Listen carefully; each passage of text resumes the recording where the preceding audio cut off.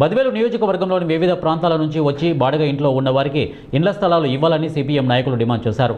తక్షణమే సమస్యలను పరిష్కరించకపోతే బాడుగ ఇళ్లలో వారితో కలిసి పోరాటం నిర్వహిస్తామని వారు అన్నారు. బద్వేలు ఏరియా కమిటీ సమావేశంలో సిపిఐ ఎంఎల్ లిబరేషన్ జిల్లా standing committee member S Chandrashekar demand చేశారు. ఇప్పటికీ ఒక్కొక్కరి మీద 20 కేసులు 30 కేసులు ఉన్నాయి.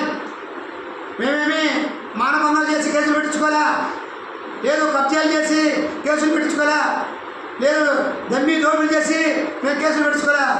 కేవలం ప్రజా సమస్యల పరిష్కారం కోసం పోరాడుతుంటే ఈరోజు మీరు కేసులు పెడతారు. ఎకరాలు ఆక్రమించుకున్నటువంటి దొంగనాకుల మీద మీరు కేసులు పెట్టకుండా ఈరోజు మాపై మీరు కేసులు పెడతారు. మాకేం కేసు కొత్త? న్యాయ వ్యవస్థ లేవా? న్యాయ వ్యవస్థలు చూస్తూ ఉండవా? అందుకనే చెప్తున్నా ఒకటే, ఏదైతే మీరు క్యాబినెట్లో మీ కూటమి ప్రభుత్వం హామీ ఇచ్చిందో ఆ హామీ మేరకు తక్షణమే పట్టణంలో 2 సీట్లు, గ్రామీణ ప్రాంతాల్లో 3 సీట్లు ఇవ్వకపోతే